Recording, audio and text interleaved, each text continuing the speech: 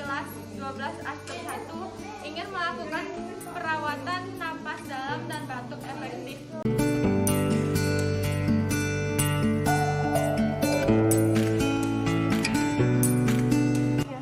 Assalamualaikum Bu, perkenalkan saya perawat Marisa. Saya akan melakukan tindakan batuk efektif dan pernapasan dalam. Perkenalkan saya.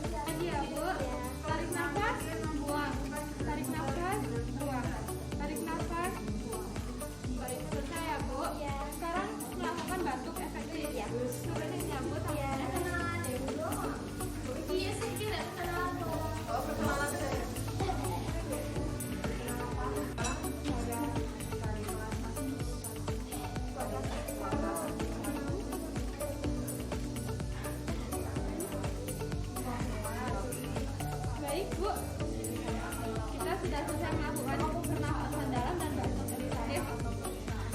Perasaannya gimana Bu keadaannya saat ini? Baik Bu, saya sudah selesai melakukan pernapasan dalam dan batuk efektif.